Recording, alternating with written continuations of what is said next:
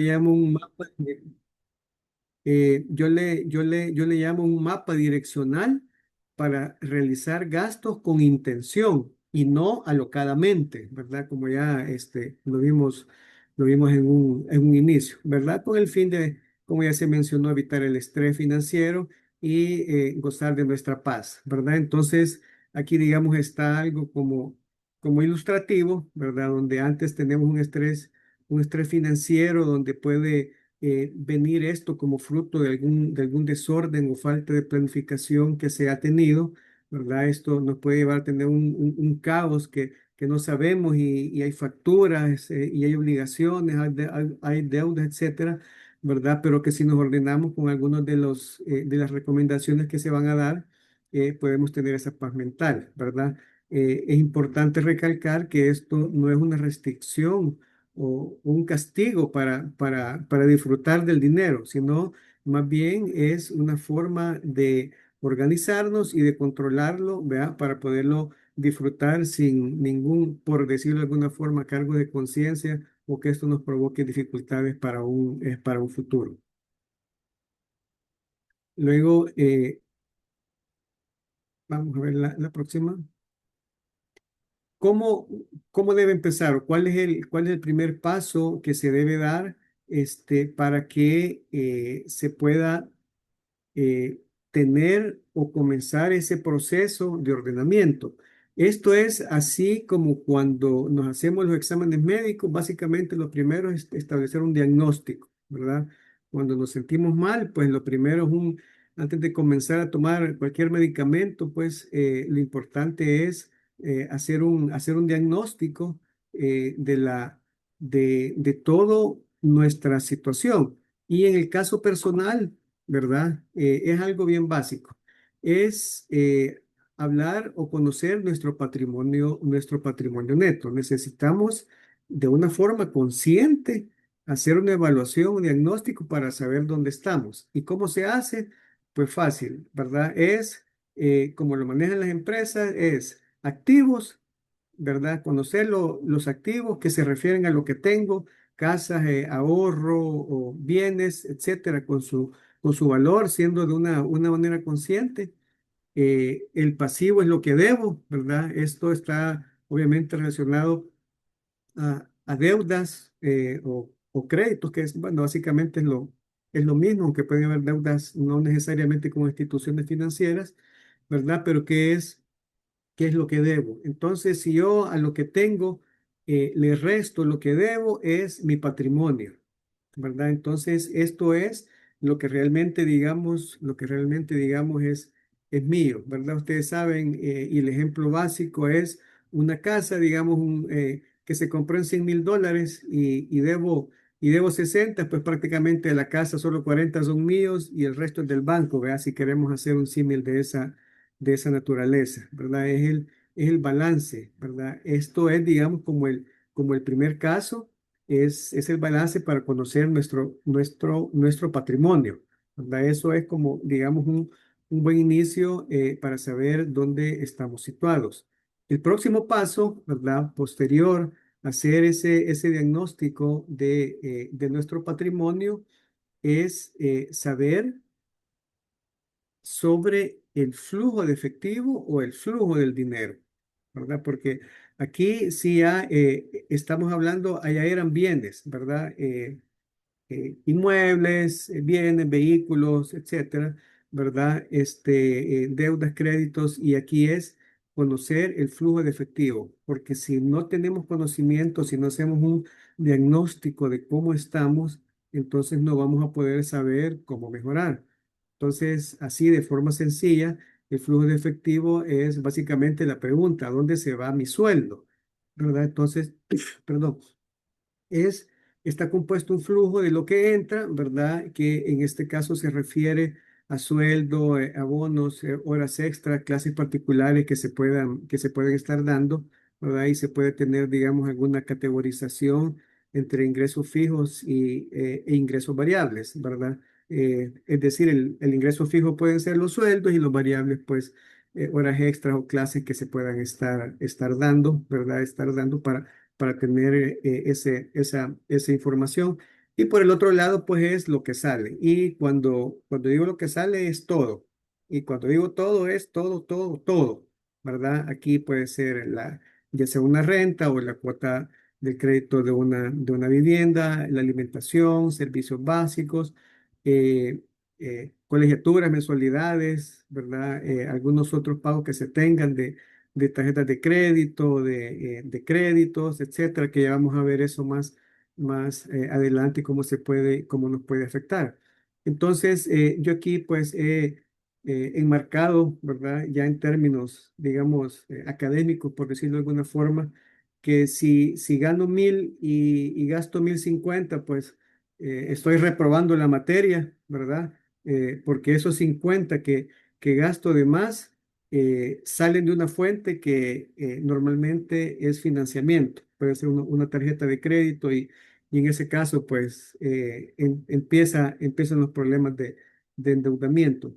Pero está por el otro lado, ¿verdad? Que si tengo ingresos de 1.000 y sale o gasto 900, pues tengo un monto de $100 extra para invertir, como lo puse acá, invertir en el recreo, ¿verdad? Ya me lo puedo disfrutar, lo puedo tener, sin haber caído en ningún tipo de endeudamiento. Entonces, esto, digamos, es un concepto bien básico, ¿verdad? Entonces, vamos por pasos, conozco mi patrimonio, qué es lo que tengo, dónde estoy.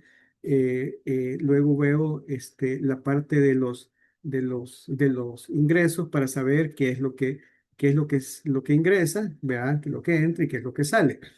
Entonces, con lo que sale, quiero destacar un punto, ¿verdad? Porque muchas veces cuando se hacen estos ejercicios de hacer flujo, se consideran aquellos gastos que por su monto, ¿verdad? Son, digamos, bastante, bastante obvios y que están ahí, ¿verdad? Que normalmente son los montos más altos. Por ejemplo, si se tiene un crédito para compra de vivienda, ¿verdad? Un crédito para compra de vehículo. Entonces eso sabemos que está ahí, o los servicios básicos. Entonces, eso los tenemos, somos conscientes y los estamos cubriendo cada mes o cada periodo que toque. Pero hay unos gastos que en el tema de finanzas personales se conocen como gastos hormiga, ¿verdad? Que son pequeños consumos diarios que pueden pasar desapercibidos porque son tan bajos, ¿verdad? Que no los ponemos cuando se hace aquel cuadro de flujo, no se pone que este día gasté $1 en un antojo, un snack, en unas pupusas, en un pequeño desayuno. Y entonces, todo eso, si lo fuéramos registrando, ¿verdad? O si lo pudiéramos programar en una proyección, nos daríamos cuenta de que sí, en el tiempo pueden ir minando nuestra capacidad o pueden ir minando nuestro flujo en el sentido que se convierten en una salida que pase desapercibida. Y si nos ponemos a verlo en términos relativos, pues yo he puesto un pequeño ejemplo acá, ¿verdad? Que hacer estos $3 de forma diaria en una simple relación de $60 al mes, que esto puede significar la gasolina de nuestro vehículo, puede significar una reparación sencilla como un cambio de aceite, puede significar el abono de la tarjeta de crédito o el pago mínimo más un pago adicional en la tarjeta, ¿verdad? Entonces, todos estos detalles son los que deben de incluirse en este análisis que se hace de nuestro flujo de efectivo. Puede ser muy tedioso, ¿verdad? Porque a veces puede decir, pero estar anotando el gasto y a veces se me olvida, etcétera, ¿verdad? Ciertamente requiere disciplina, ciertamente llevar un control así estricto, centavo, requiere disciplina, pero la verdad es que los beneficios que se tienen de realizarlo de esa forma son grandes. Entonces, dicho eso, ¿verdad? El patrimonio, nuestro flujo, que incluya todos aquellos egresos o salidas en los que se considere también este tipo de gastos, nos llevan a la siguiente parte, ¿verdad? Que ya es la elaboración de un plan financiero.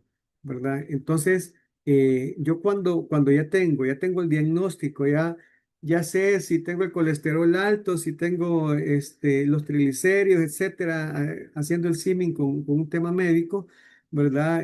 Ya puedo saber qué medicamentos necesito tomar. Y en este caso, pues, ya viene un plan financiero. Diagnosticamos y ahora vamos a planificar ya para comenzar a ver las estrategias que se van a seguir. Yo he colocado acá unos porcentajes que son referencia, ¿verdad? Que son referencia. Aquí quizás más que si es 50, 30, 20 o un porcentaje diferente, el cual dependerá, dicho sea de paso, de la situación particular de la persona que va a hacer un plan financiero.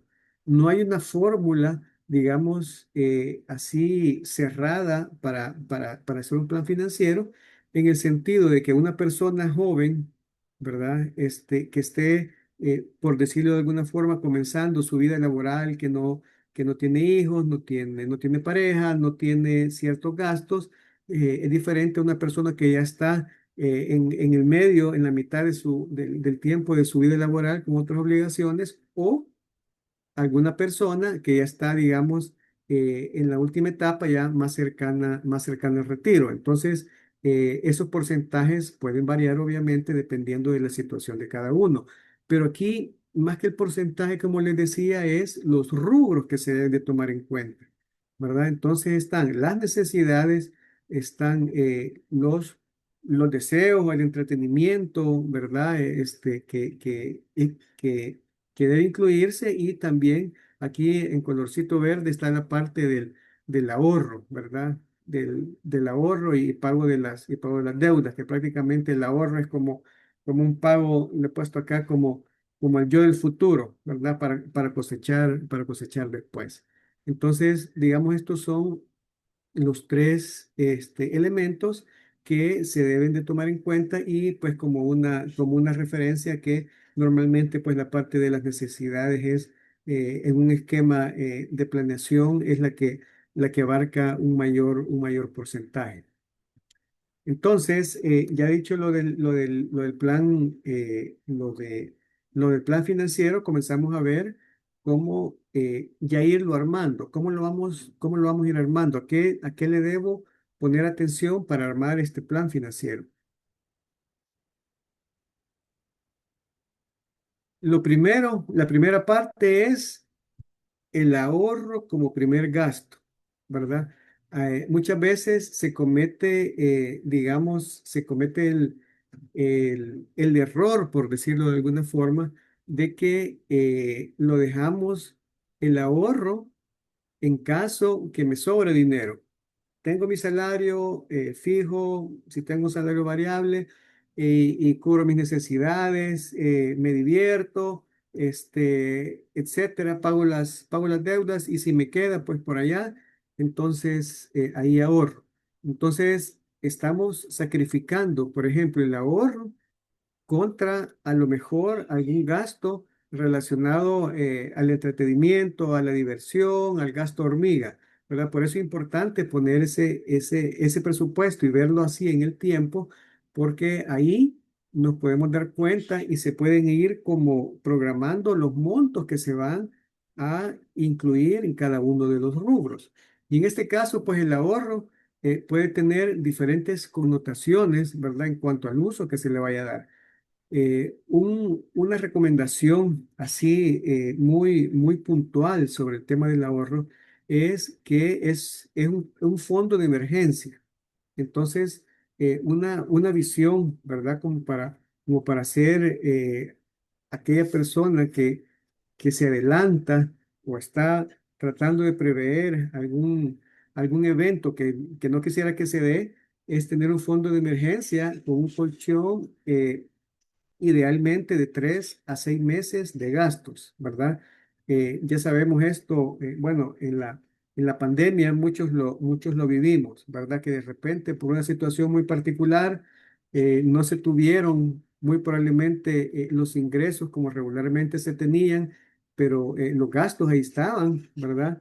Entonces, sin un colchón, pues se pudo haber tenido algunos problemas. Entonces, es tener un fondo de emergencia con un colchón de 3 a 6 meses. Es decir, que si de repente mi fuente de ingresos desaparece, ¿verdad? Tengo un fondo que me permite un tiempo prudencial para comenzar a generar nuevamente esos ingresos. Entonces, y no caer en problemas de impago de créditos, en problemas para comprar alimentos, etcétera. Todo lo que eso ustedes ya saben que implica. Entonces, ese colchón importante, es importante tenerlo, obviamente, entre más mejor. Y obviamente, pues si nunca se da un hecho que me obligue a utilizar el fondo de emergencia, ¿verdad? Ya puedo pasar a la siguiente parte, la que está abajo, ¿verdad? Como les decía, no es un ahorro por si acaso, ¿verdad? Sino que tiene que ser así en finanzas personales, se recomienda que sea lo primero. Cuando se reciben ya el salario y se puede también utilizar como una motivación, ¿verdad? Ponerle un título a ese ahorro que se va a tener, ¿verdad? Unas vacaciones, una prima, la compra de un vehículo, etcétera, ¿verdad? Como para que se sienta aquella motivación de ir tomando esa parte, ese monto para establecerlo como un ahorro. Y ya en la práctica se recomienda que sea una cuenta diferente a la que se tiene. Es decir, hoy es tan sencillo tener dos cuentas en un banco, por ejemplo, o las que sean necesarias, para que en la cuenta donde depositan el salario, lo primero que hago es, antes de comenzar a pagar cualquier cosa, agarro el monto que he definido en un presupuesto, lo pongo en esa cuenta que vendría a ser como el tunquito, por decirlo de alguna forma, y ya vamos a ver que eso también se puede tener algún rendimiento de esa parte, ¿verdad? Y se tiene ahí pues ya listo para cualquier emergencia.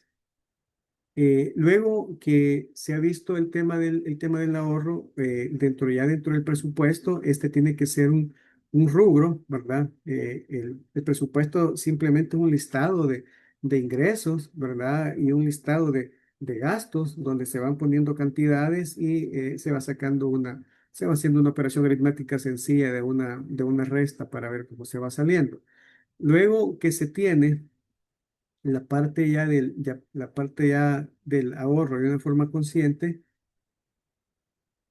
la siguiente parte es el crédito o la deuda, ¿verdad? Yo aquí le he puesto deuda buena versus deuda mala. Las dos tienen sus connotaciones. Lo primero es que muchas veces algunas personas tienen o piensan que los créditos son malos, ¿verdad? Que los bancos, muchas tasas de interés y que las comisiones, y que los cobros, etcétera, ¿verdad? Y realmente un crédito bien utilizado y vamos a ver ciertas características que deben cumplir. Un crédito bien utilizado puede ser una herramienta que ayuda a crecer y aumentar el patrimonio, ¿verdad? Eso, si se utiliza, ¿verdad? Si se compra una casa, por ejemplo, aquí están unos ejemplos, si se compra una casa, esa casa entra a la parte de los activos, ¿verdad? Y a medida que esa casa se va pagando o ese crédito se va pagando de una manera responsable, la deuda va bajando porque la voy pagando a tiempo y el activo va subiendo porque cada vez una proporción en cada pago que hago se va convirtiendo más en un activo, ¿verdad? En algo mío. Obviamente esto en el tiempo, pues ya cuando se cancele ya va a ser un activo total de nuestra propiedad, ¿verdad? O un crédito educativo también es otra buena inversión, ¿verdad? Por una deuda buena es una inversión que va a tener un retorno. Aquí sí quizás a mediano o largo plazo probablemente, ¿verdad? Se va a invertir. En estos créditos dan periodos de gracia, normalmente los bancos que los otorgan, y pues esto ustedes saben que va a permitir que una persona se forme y puede entrar a un mundo laboral con mayores oportunidades, etcétera, ¿verdad? Y en el tiempo, pues el retorno de esa inversión normalmente es altísimo, ¿verdad? Altísimo porque es algo que queda para toda la vida. Entonces, si sacamos un ejemplo de un crédito de $15,000 para estudiar, ¿verdad? Y eso va a permitir que la persona en su vida laboral genere los ingresos que va a generar, pues el retorno de la inversión es realmente muy alto, ¿verdad? Muy alto, a diferencia de una vivienda, pero son dos tipos de inversiones diferentes. La deuda mala, aquí en el caso de la deuda mala, que sí existe, está más relacionada al destino para el cual se utiliza la deuda, ¿verdad? Y está relacionada más a créditos o deuda para consumo, ¿verdad? Una recomendación que yo cuando he platicado o hemos dado esta charla es nunca nunca se endeuden para diversión, ¿verdad? Está bien para casa, está bien es para un tema educativo o a veces hay deudas que se deben tomar por un tema de salud, por ejemplo, ¿verdad? Esa pues o es deuda buena, pero para diversión solo se imaginan endeudarse con tarjeta de crédito para diversión, ¿verdad? Esa diversión que se dieron, ese paseo, ese viaje, esa cena, lo que sea, que la van a pagar a plazos, pagando una tasa de interés altísima por las tarjetas de crédito, eso sale carísimo. Ahí no hay retorno de inversión prácticamente,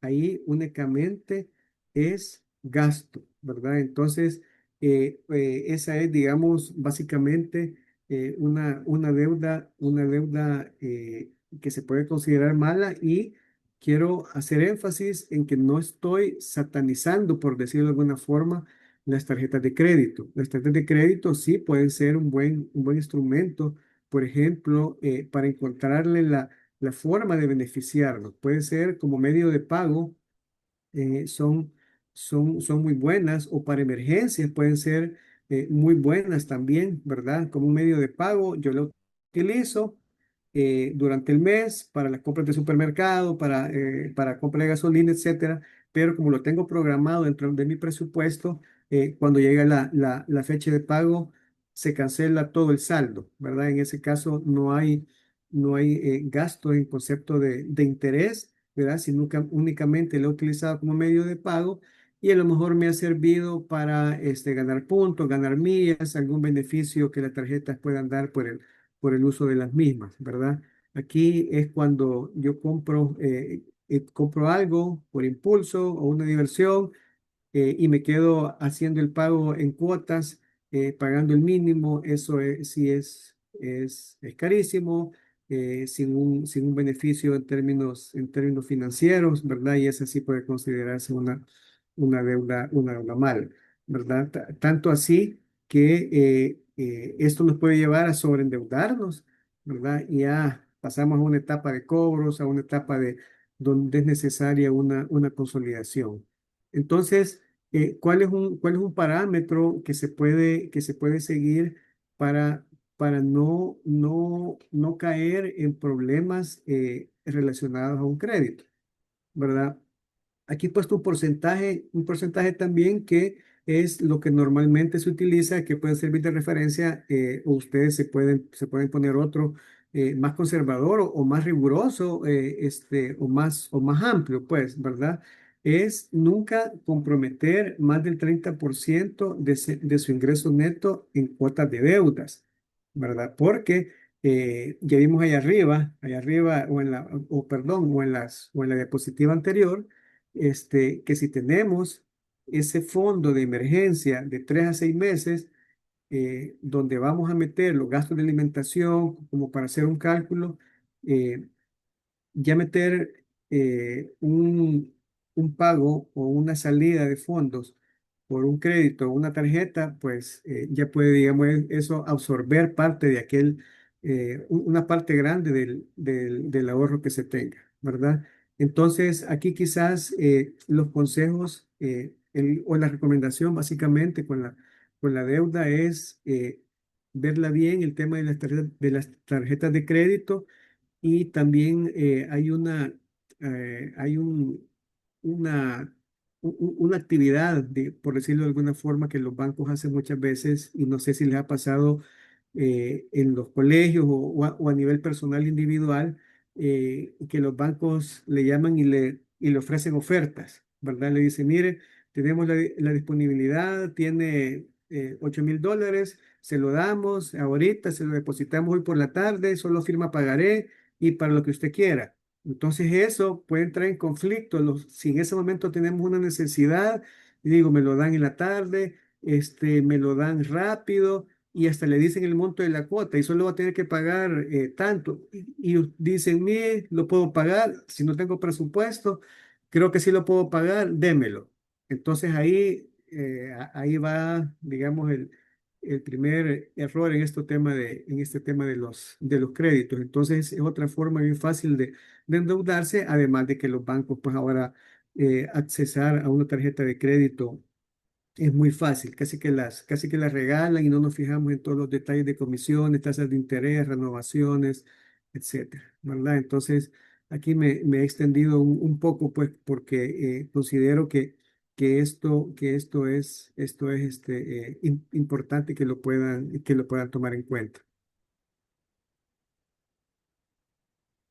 Siempre relacionado al tema del crédito, ¿verdad? Porque en finanzas personales, al final del día, pues lo que más nos genera estrés financiero son las deudas. Y hay de casos a casos, ¿verdad? Los que se pueden tener. Pero digamos, si lo que buscamos es una libertad financiera y estamos ya en esa etapa donde ya pasamos por el diagnóstico y estamos ya en ese proceso de realizar una planificación financiera, es importante hacer este análisis. Lo ideal, ¿verdad?, es tener el menor número de deudas posibles para tener ese margen de ahorro y tener, digamos, una mayor proyección para nuestro futuro.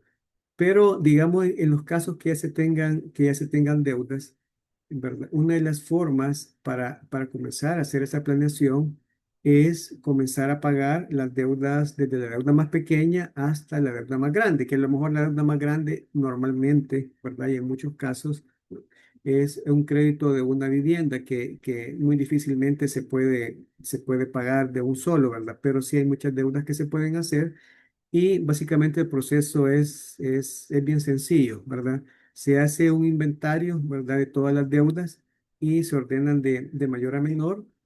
Todas las deudas tienen una cuota mínima. En el caso de los créditos, pues es la cuota del crédito y en el caso de las tarjetas de crédito, el estado de cuenta, pues le aparece ahí en una parte el monto mínimo a cancelar.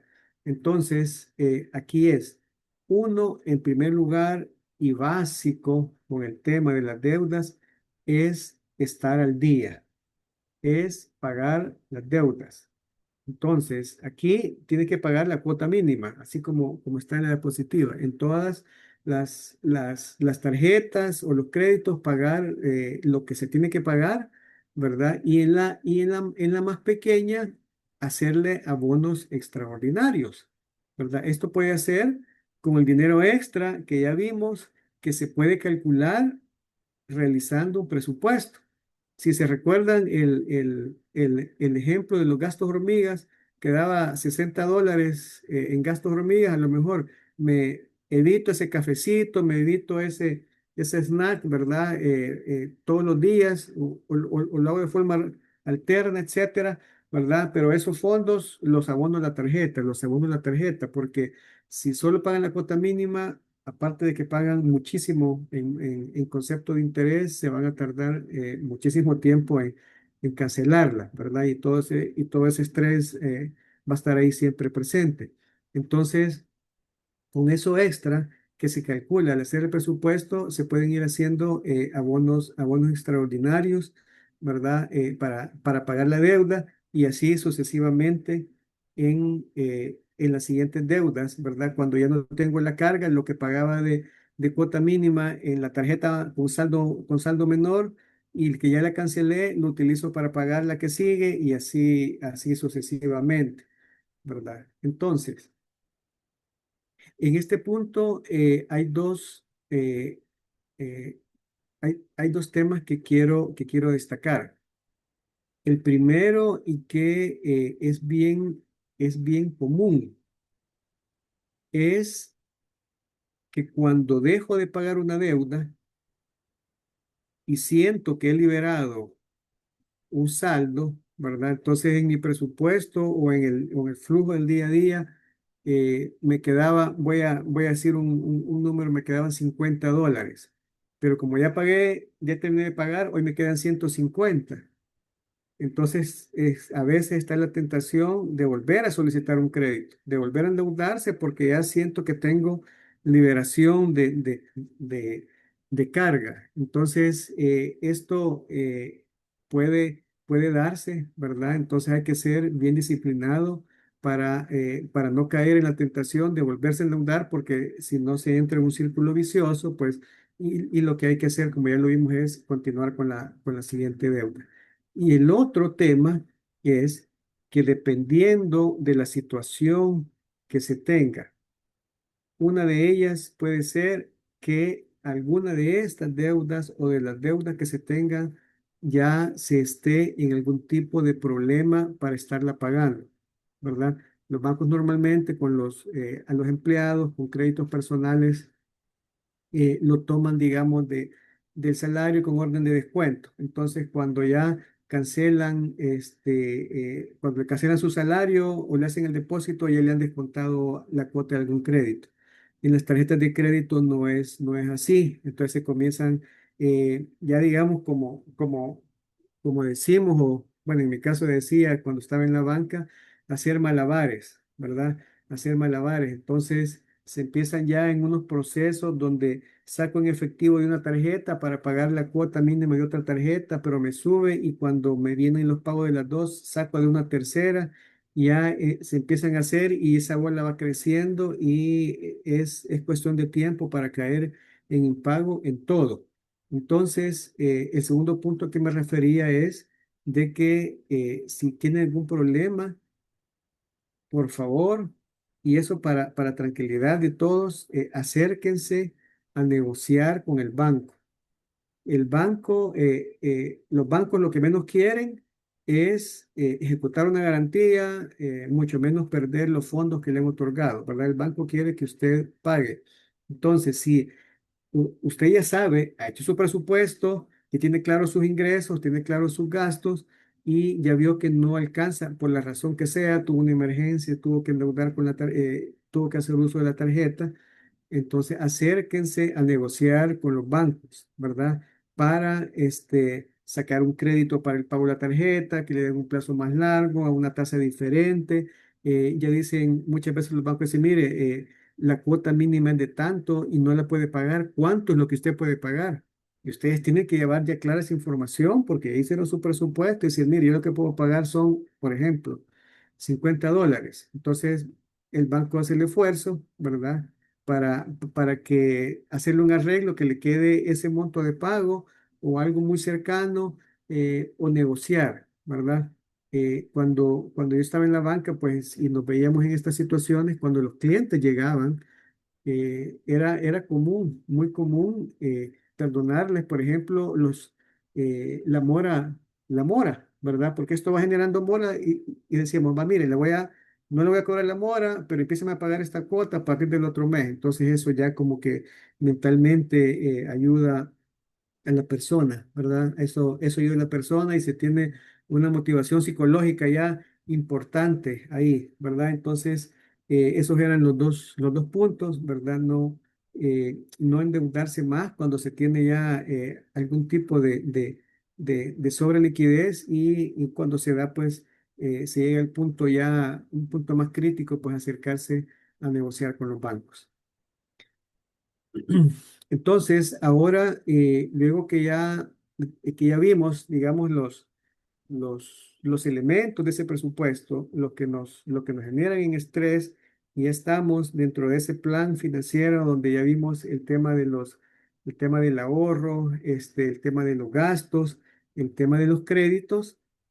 En ese proceso de planificación financiera, el siguiente punto es, y que no debe descuidarse, y quizás es al que todos comenzamos o llegamos demasiado tarde, ¿verdad? Y es algo que principalmente en estos tiempos se puede hacer de una manera muy anticipada. ¿De qué me refiero?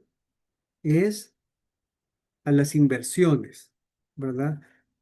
Aquí en las inversiones a veces el tema o el término inversión eh, parecería que solo es para millonarios o para gente con mucho dinero, ¿verdad? Pero ciertamente no es así. Pueden haber inversiones con montos muy, pero muy pequeños, y ya vamos a ver un ejemplo que les voy a presentar, como para entender que una inversión puede ser tan accesible como utilizar los instrumentos financieros que instituciones como bancos u otro tipo de instituciones financieras ponen o tienen a disposición para realizar estos procesos. Por ejemplo, ahora un depósito a plazo fijo, ustedes saben cómo funciona.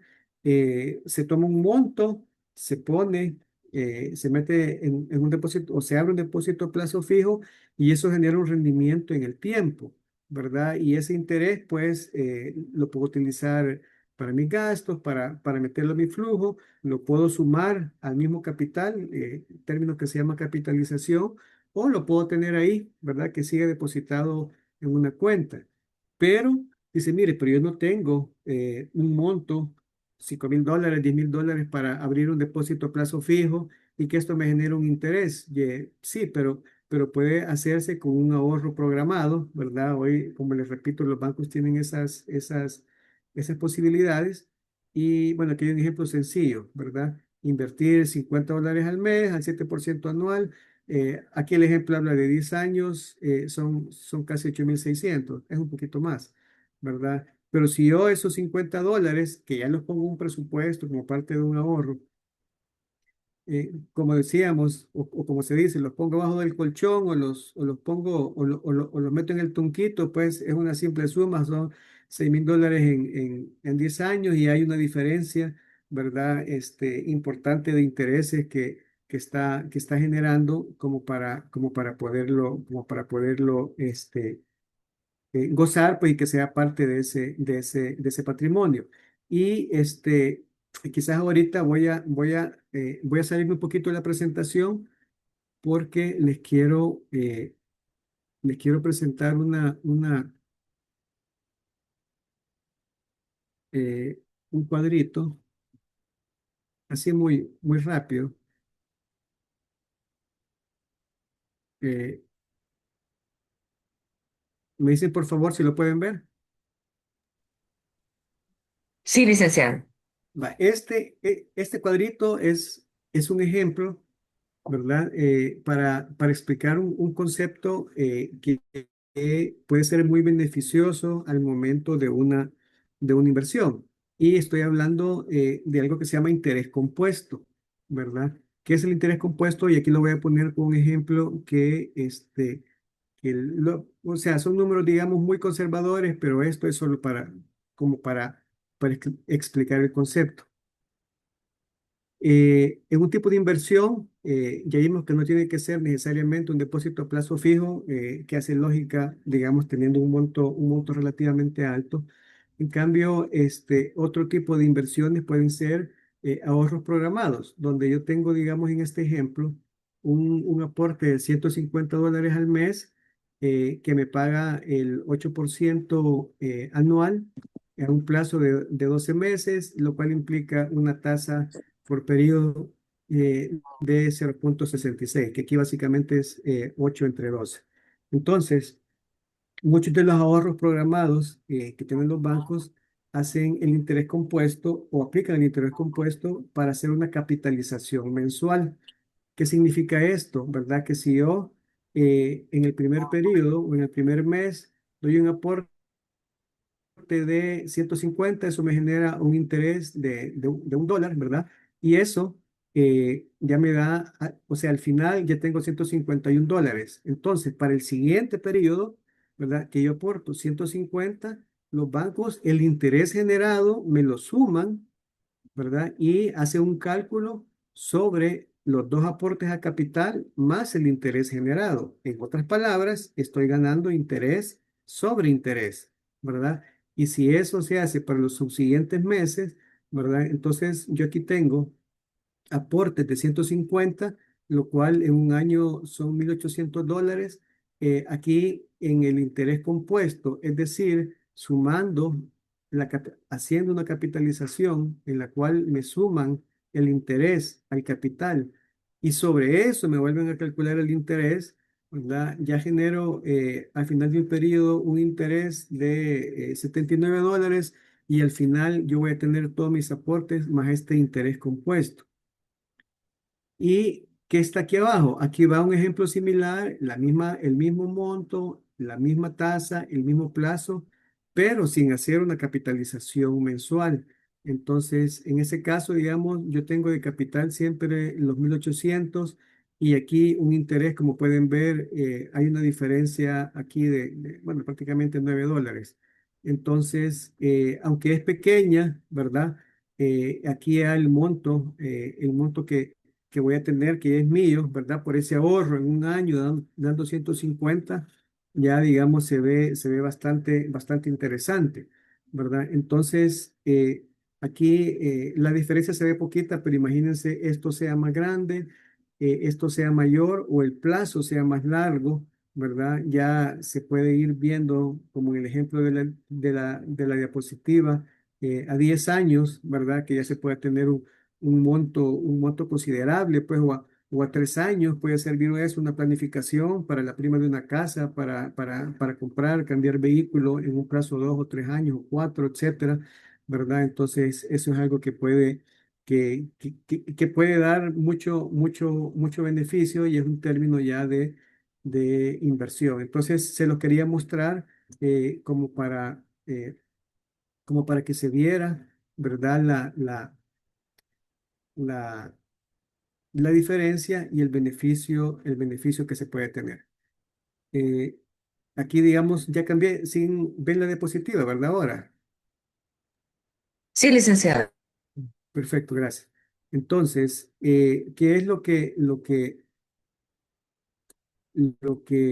sigue ahora, ¿verdad? Ahora, viendo que sí se puede tener algún tipo de inversión, ¿verdad? Que no necesariamente tiene que ser un monto grande, sino que se puede hacer por montos pequeños.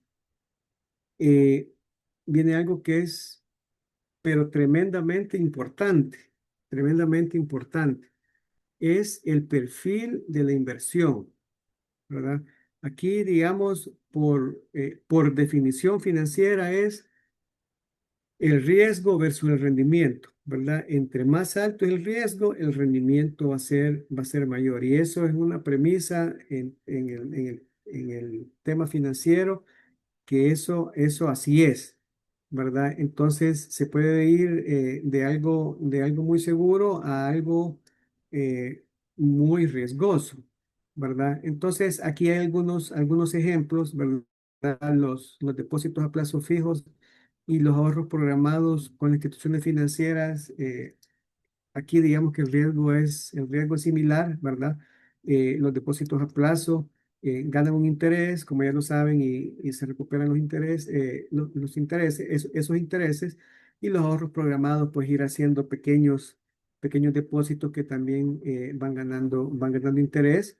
Y también he querido poner acá un tipo de inversión muy particular que MIPE significa micro y pequeña empresa, ¿verdad? Que puede ser otra opción, ¿verdad? De invertir o tener un emprendimiento, ¿verdad? Esto obviamente el potencial de la ganancia es mucho mayor, pero el riesgo es mayor, requiere tiempo, requiere otros aspectos, pero no he querido dejarlo fuera porque es una opción, ¿verdad? Y que yo sé que muchos de ustedes pueden tener ese espíritu emprendedor o ese, como dicen, ese sueño de un negocio, pues y que puede ser una combinación, ¿verdad? Tengo un ahorro programado a 4 años ganando interés para dentro de un tiempo, ¿verdad? Digamos mediano, puedo pasarlo de un ahorro programado ya a una empresa, a un emprendimiento que inclusive puede ser ya parte de una proyección para un retiro, ¿verdad? Esto es, como yo les decía, a mayor seguridad es una menor ganancia y viceversa. Y pues la recomendación es empezar por lo seguro. Y para terminar este punto de la inversión, yo sí quisiera o quiero mencionarles que sean muy, pero muy, pero muy cuidadosos, ¿verdad? Eh, Porque las opciones que pueden haber en nuestro país eh, pueden ir desde unas muy seguras como los bancos a unas que pueden estar ofreciendo unos rendimientos altísimos, ¿verdad? Y a la vez ser extremadamente riesgosos, ¿verdad? Entonces, quiero como recordar un caso que ha salido en los medios, que había un rendimiento exagerado y que mucha gente estaba llegando a invertir sus ahorros y todo, ¿verdad? Entonces, todo lo que se salga de un rendimiento que nos parezca muy, pero muy bueno y que espectacular y todo, no hay que dejarse ir, ¿verdad? Hay que verlo, hay que consultar, hay que ver con otros, con lo que se sabe, con lo que está en el medio, porque lo peor que puede pasar es pues que por querer obtener un rendimiento muy alto, se arriesgue demasiado a un punto que se pueda perder los fondos que se están invirtiendo, ¿verdad? Entonces, eso sí, quería mencionárselos. Investiguen bien o infórmense bien sobre la institución financiera en la que van a hacer una inversión de esta naturaleza, ya sea de plazos fijos o de ahorros programados, para que no se puedan o para que no se lleven ninguna sorpresa. Y ya digamos lo último, ¿verdad? Y que después de ver lo que todo, todo este proceso de planeación financiera, hay un tema que a veces no lo tomamos en cuenta porque no lo necesitamos, ¿verdad? Y me refiero a los seguros y al retiro. A veces cuando somos jóvenes, pues yo creo que el retiro es lo último en lo que se piensa, ¿verdad? En esa línea de prioridades, ¿verdad? Están muchas otras, ¿verdad? Pero el retiro es lo único, lo último tal vez, y los seguros, que pues los seguros no nos hacen falta, ¿verdad? Hasta que nos toca la necesidad de sufrir por no haberlo tenido, ¿verdad? Entonces, en la medida de lo posible, dentro de ese presupuesto y para proteger nuestras finanzas personales, ¿verdad? O de nuestra familia, están los seguros de vida, seguros médicos. Bueno, ahí también se puede asegurar inclusive los bienes, ¿verdad? Los bienes del hogar. A veces lo vemos, los que tienen seguro de vehículo, que nunca han tenido un accidente y pueden decir, mira, tengo 5 años de estar pagando ese seguro y nunca lo he necesitado y gracias a Dios, ¿verdad? Pero cuando se da ya un incidente, pues es cuando realmente se le da el valor al seguro, y esto ustedes saben que así es, pero un seguro puede evitar quiebras, ¿verdad? Puede evitar, bueno, quiebras financieras, puede elevar el estrés eh, financiero personal de una forma muy, muy fuerte, ¿verdad? Entonces, por eso es importante pensar también, ¿verdad? Luego de ahorrar, ver el tema de los créditos, ver el tema de nuestras inversiones, pues también tener el tema de los seguros. Hoy por hoy hay compañías de seguros que son seguros de vida, que son ahorros también, ¿verdad? La persona está ahorrando, la persona perdón, está pagando una cuota en concepto de seguro de vida que digamos, si fallece, pagan el seguro de vida a los beneficiarios, pero si no fallece, ese mismo dinero cuando termina un plazo que se establece, se lo pueden dar, se lo pueden devolver como una especie de ahorro programado que ha devengado una tasa de interés. Entonces, por eso les decía que son instrumentos muy, pero muy modernos, ¿verdad? Y bueno, dicho sea de paso, si les interesa, les puedo dar más información al respecto, pero sí son seguros que funcionan con un pago, ¿verdad? Pero que no es como el seguro del carro, lo pago y ya, ¿verdad? U otro seguro de vida. Aquí hay seguros que van a un ahorro, le vengan un interés y si la persona no fallece, se lo entregan o le pueden dar un crédito sobre el mismo monto que tenga ahorrado en el tiempo. O le puede servir de garantía para un crédito en una institución financiera. Entonces, digamos, son bien versátiles, ¿verdad? Ya hay mucha innovación en este sentido. Y en la parte del retiro, pues, ¿verdad? Si se pueden hacer aportes voluntarios a los fondos de pensiones, que hoy, digamos, también eso, tienen esa opción los fondos de pensiones para que ya cuando llegue el momento de la jubilación, pues ya se tenga un mayor monto para que las mensualidades pues sean un poquito mayores. Entonces, digamos ya para terminar, este que yo le he llamado ecosistema financiero 360, pues, ¿verdad?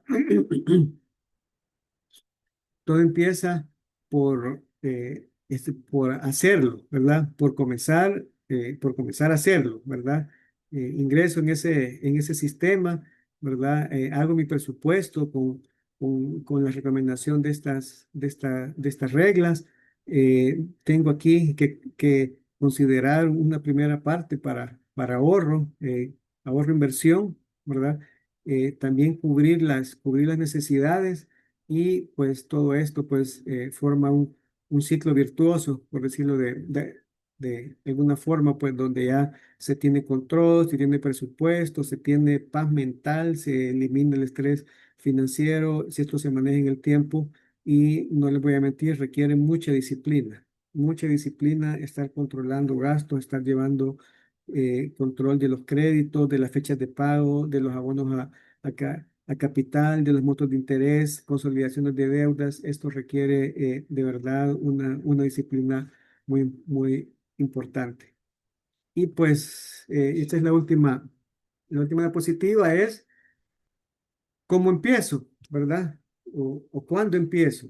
Entonces, aquí lo importante es comenzar, ¿verdad? Si no se hace, pues si no se comienza, pues nunca se va a llegar a tener ese control, nunca se pueden llegar a establecer y cumplir las metas. Entonces, digamos que aquí básicamente lo que se recomienda es 3 pasos que pueden comenzarlos mañana, ¿verdad? Lo primero, tener conciencia, ¿verdad? Del patrimonio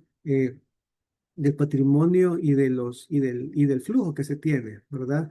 Y aquí de verdad que hay que ser bien honestos, ¿verdad? En el sentido de darle el valor que es, porque aquí nos podemos estar engañando a nosotros mismos, ¿verdad? Darle un valor que no es un valor mayor a algo, pues, ¿verdad? Eso no nos va a permitir tener certeza sobre nuestro diagnóstico y sobre nuestra situación, ¿verdad? Esto es importante identificar los gastos hormiga que se tengan. ¿Verdad? Ustedes deben de saber esa fuga, la pueden eliminar o disminuirla, pues, ¿verdad? Si tienen un gasto recurrente todos los fines de semana, todos los días, ya vimos que la acumulación de esos gastos, pues, puede ayudarnos a hacer algún pago o una inversión importante, ¿verdad? Y comenzar ya, digamos, a configurar ese fondo de emergencia, ¿verdad? Una meta de un mes de salario, ¿verdad? Puede ser un ejemplo e irlo separando en una cuenta, ¿verdad? Y que lo que cuesta, ustedes saben, es el inicio, lo que cuesta es comenzar, pero cuando ya agarran una disciplina o ya va algo con una secuencia que van empezando a ver los beneficios y van viendo cómo crece esa cuenta, pues ya después hasta les puede incrementar los montos, etcétera, ¿verdad? Entonces esto los puede llevar a tener ya una disciplina financiera personal que les permita alcanzar sus metas y vivir pues con esa paz mental financiera y sin ningún estrés que los pueda afectar a ustedes o a sus familias, ¿verdad? Entonces, eso es lo que tenía preparado. Si tienen alguna consulta, pues estoy en la orden.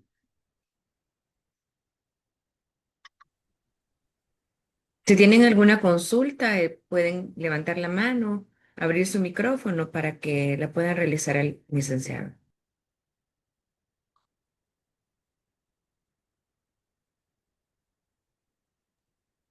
Adelante, licenciada Beatriz.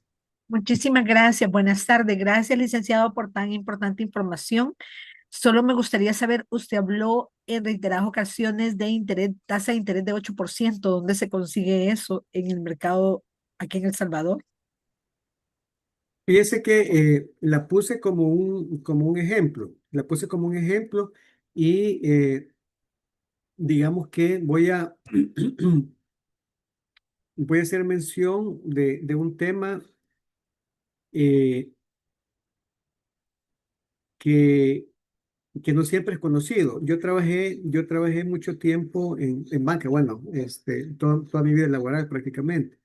¿Verdad? Entonces, parte de mi experiencia fue trabajar con todos los bancos del sistema, ¿verdad? Cuando digo todos, es todo, el Agrícola, el Cucatlán, etcétera, ¿verdad? Entonces, son inversiones muy seguras, tienen mucho prestigio, etcétera, ¿verdad? Y en el otro lado de la moneda, por decirlo de alguna forma, o en el otro lado, digamos, están cooperativas pequeñas, asociaciones, etcétera, ¿verdad? Pero en medio existe una gama de instituciones que son muy buenas y hago referencia a las cajas de crédito y bancos de los trabajadores, ¿verdad? Que son supervisados por Fedecrédito. Entonces, muchas de estas instituciones, digamos, por ser más pequeñas y por ser de un perfil diferente, ustedes saben que los bancos o la institución financiera básicamente toman dinero de los ahorrantes y lo prestan a los clientes para diferentes actividades. Eso es lo que hace un banco en su forma más básica, ¿verdad? Entonces, estas instituciones como cajas de crédito, que son muchas en El Salvador, ¿verdad? Y que están ranqueadas y todo, tienen este tipo de servicios de depósitos a plazo fijo o ahorros programados de diferentes opciones, ¿verdad? E inclusive los mismos bancos pueden dar mejores tasas a medida que los plazos se alargan, a medida que tienen ahorros programados con plazos más largos, ¿verdad? Lo que los bancos premian es la estabilidad de los fondos en sus instituciones, pues porque ellos, si saben que un depósito a plazo fijo va a estar con ellos durante un año, pues ellos pueden disponer de sus fondos para sus actividades de crédito o un ahorro programado que va a ir creciendo sin que la persona lo pueda retirar, entonces pueden haber tasas mayores. Digamos que en este caso yo puse el 8% como para que el ejercicio se viera la diferencia, ¿verdad? Se viera la diferencia en cuanto al monto. Tanto como el 8% no conozco ninguna así directamente que haya indagado, pero esa es parte de la labor al momento de realizar una inversión, ¿verdad? Investigar, averiguar sobre diferentes instituciones, sobre sus perfiles, para tener la certeza y la tranquilidad de que es una institución seria, pues, y que no va a tener ningún problema en el futuro, ¿verdad? Pero sí, quizás aquí como destacar también el punto era que existen oportunidades de inversión, ¿verdad? En montos pequeños. Ok, de acuerdo. Hay un comentario de la licenciada Zenaida. Buenas tardes. Si en los bancos dice la tasa de interés son bajas, ¿serían inversiones bursátiles? Y, perdón, no le entendí. Dice que las tasas de los bancos, las tasas de interés de los bancos son bajas. Si esa tasa que mencionaba usted serían inversiones bursátiles. O sea, sí puede ser una opción, sí puede ser una opción. Digamos, entrar en el tema bursátil ya puede ser algo que requiere más conocimiento, ¿verdad? De un tema financiero, y y los bancos sí tienen, algunos de ellos, opciones de ese tipo. Tienen fondos de inversión, ¿verdad? Donde usted mete y ellos hacen algún tipo de inversiones diferentes a otorgar créditos, ¿verdad? Y también existen instituciones, bueno, yo conozco una, pero sí son muy puntuales, y a veces estas instituciones, o estas empresas, porque son en este caso empresas privadas, requieren montos un poquito mayores, ¿verdad? Entonces dice, mire, tienen que ser montos desde 5.000 o 4.000 dólares, lo que sea, para arriba. Sí, sí conozco una, ¿verdad? Que le da la opción, pero sí, ya digamos, es algo, por decirlo de alguna forma, un poquito más sofisticado, ¿verdad? Y tiene condiciones de riesgo, ¿verdad? Obviamente, ¿verdad? Porque yo agarro, lo voy a hacer en un tema de acciones, etcétera, ¿verdad? Entonces, ahí puede haber algún riesgo, y por eso hay que tener un poquito de más conocimiento para poder evaluar el fondo o la forma en la que van a invertir los fondos. ¿Va a ser en acciones? ¿Qué acciones? ¿En qué bolsa? ¿Van a ser futuros? ¿Van a ser opciones? ¿Van a ser en qué va a invertir, verdad? Esta empresa. Entonces ahí sí ya requiere un poquito de mayor conocimiento, que no se requiere, digamos, como para cuando se abre un depósito a plazo en un banco de los tradicionales, ¿verdad? Que sabe que mete un fondo y ahí va a estar tranquilo, ¿verdad? Sí son opciones. Ahora, bueno, Bitcoin, o sea, o las criptomonedas son una opción que la pueden hacer ustedes ahora con una aplicación, pero requiere un conocimiento muy sofisticado, o muy profundo, pues, para no hacer una inversión que en unos pocos días se le vayan a ir ahí sus fondos, ¿verdad? Entonces, hoy hay aplicaciones que le permiten hacer eso. Por eso estaba la lámina de riesgo versus rendimiento, ¿verdad? Que son riesgosas, le puede dar, se le puede multiplicar, duplicar la inversión de un día para otro, pero así se le puede ir también. Bien, yo creo que ya no tenemos más preguntas, licenciado. Fíjese que comentarlo de manera personal y usted tiene mucha. Bueno, nos dice la licenciada Zenaida, gracias, excelente ponencia, bendiciones, la licenciada Beatriz también, le agradezco mucho. Yo Bueno, le quería hacer el comentario y tiene mucha razón en cuanto a que a veces con las cajas de crédito o cuando son tipo cooperativas, tienen esos intereses un poquito más blandos que los que tienen normalmente en los bancos convencionales, ¿verdad? Que nosotros conocemos. Al menos por mi experiencia personal, sí le puedo confirmar esa información que usted nos está compartiendo. Bien, quiero sí. compartirles, si no hay ninguna otra inquietud. Ok, dice la licenciada Beatriz, y muchísimas gracias por tan importante información. Bendiciones. Bueno, darle las gracias, licenciado, porque ha sido explicado de una manera fácil, digerible, ¿verdad? Yo sé que esos temas son un tanto ásperos para el común, ¿verdad? Pero ha sido una forma de explicarlo muy fácil y a mí me encanta y voy a poner en práctica la de la avalancha, la de la bola de nieve, Ah, porque ¿verdad? creo que es Sí. una, sí, es una estrategia muy buena para poder ir saliendo de ciertas deudas y tener esa libertad financiera. Así que Bueno, agradecerle perfecto. Me por alegro. toda la información compartida. Voy a Bueno, compartir ahorita la pantalla para em, dar a conocer todas las capacitaciones que vienen para esta semana. Solo me confirman, por favor, si ya pueden ir viendo mi pantallita. Yo creo que sí, ¿verdad? ya está. Perfecto, Se puede ver. gracias, Mario. Bien, el día de mañana tenemos una capacitación muy importante. Tenemos la certificación de Google para maestros, es el nivel uno. El próximo mes tendremos el nivel 2, así que invitarlos a que se unan a esta capacitación. Es de 1 hora y media. Posteriormente, ustedes pueden realizar el examen o la prueba para que Google pueda darles esa certificación. El día martes tenemos ambientes de aprendizaje seguros y enriquecedores con nuestro coach Josué Ortega. Y regresamos el día miércoles con el licenciado Ricardo Cornejo con deuda inteligente versus deuda tóxica en mi colegio. También tenemos, para cerrar este mes, nuestros hermanos de Guatemala han preparado esta capacitación titulada Inteligencia Artificial aplicada a la marca personal. Eso es un poco de cómo utilizar la IA para mejorar nuestras hojas de vida, nuestros currículos vitae. Bien, compartirles este enlace para los que no lo tienen, es el enlace de Linktree.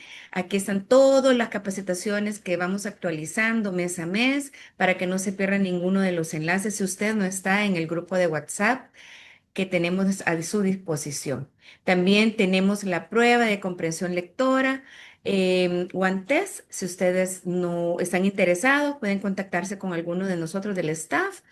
Es una prueba que mide, que evalúa, es como una radiografía del grupo de clase donde se evalúan 9 habilidades de la competencia lectora, ¿verdad? Vocabulario, comprensión auditiva, comprensión fonológica, sonido de letras y las que ustedes pueden observar en pantalla.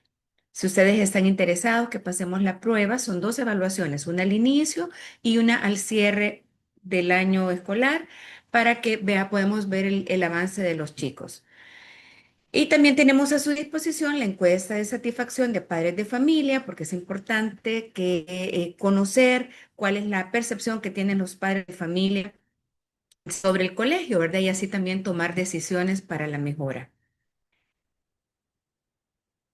Y tenemos este QR que es material, es recurso de integración tecnológica educativa.